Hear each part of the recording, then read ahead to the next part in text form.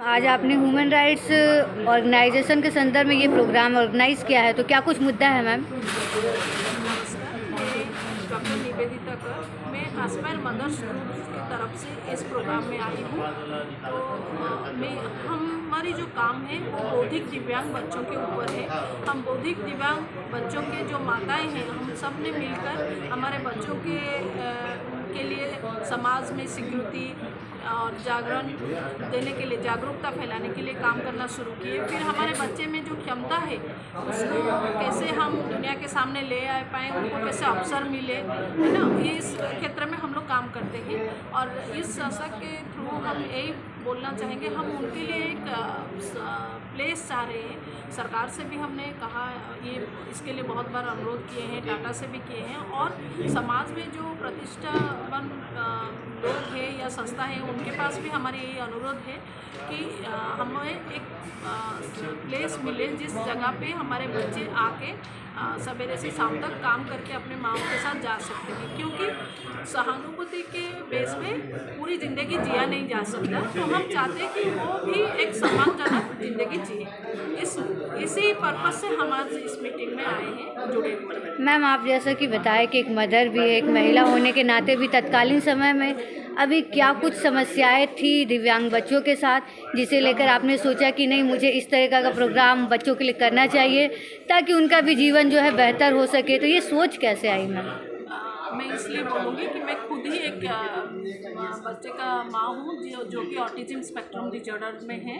और वो 20 साल का हो गया है। तो मैंने जब ये उसके साथ शुरुआत की तो मुझे ये एहसास हुआ कि शहर में लोगों को, बहुत शिक्षित व्यक्ति को भी ये नहीं पता है कि मानसिक रूप से भी जो ये स्पेशल बच्चे रहते हैं, जिनको स्पेशल नीड्स रहती है। तो फिर ये बात को जब हमको बहुत लगा कि हमको दुनिया के सामने समझाना चाहिए, क्योंकि लोगों को हमेशा शारीरिक जो अक्षमता है वो तुरंत समझ में आ जाती है, दिख जाती है। पर जब बच्चे अच्छे दिखते हैं, अच्छे से बातचीत कर लेते हैं, तब लोगों को लगता है कि बाकी जो भी एक्टिविटीज़ है वो बदमाशी के रूप में हो रहा है या उसकी इच्छाएं के रूप में हो। तो हमें ये समझाने के लिए बहुत ज़रूरत महसूस हुआ कि ये बच्चे जो हैं ये मानसिक रूप से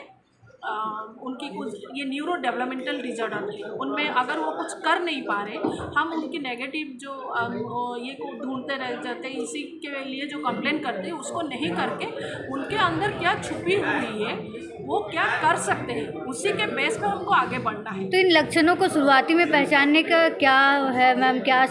मतलब कैसा पहचाने जो आम नॉर्मल आदमी होते हैं? देखिए, ये जैसे ही 2 से 3 साल के बीच में बच्चे का जो ग्रोथ है, अगर वो एक स्वाभाविक रूप से नहीं हो पा रहा है, और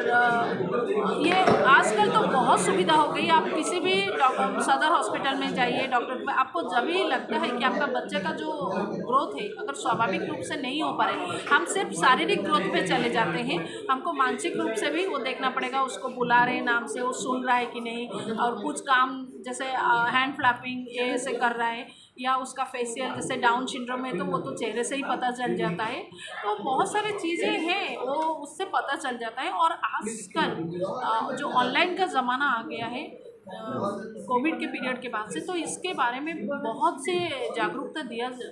होने शुरू हो गया है और इन्फॉर्मेशन दिया जाता है। इवन नई दिशा करके एक ऑर्गेनाइजेशन है जो कि ऑनलाइन बेस पे, जो महिला घर पे बैठ के, एक माँ घर पे बैठ के भी वो अपने बच्चे को कैसे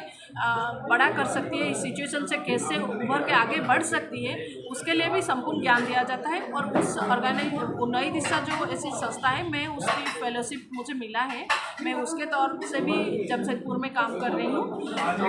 अभी के माहौल थोड़े डिफरेंट है, आप हॉस्पिटल डॉक्टर के पास जाइए, इवन लोग भी समाज में जागरूक हो चुके हैं, और ये जागरूकता फैलाना बहुत ज़रूरी था, क्योंकि ये जब नहीं था तब हमने बहुत सफ़र किया था, इसलिए हम ये कर रहे हैं। और हम चाह रहे हैं कि हमारे बच्चों को भी स्कोप मिले, उनके अंदर भी प्रतिभा है, उस प्रतिभा को लोगों को समझना पड़ेगा और उनके लिए अवसर देना पड़ेगा और स्वीकृति देनी पड़ेगी।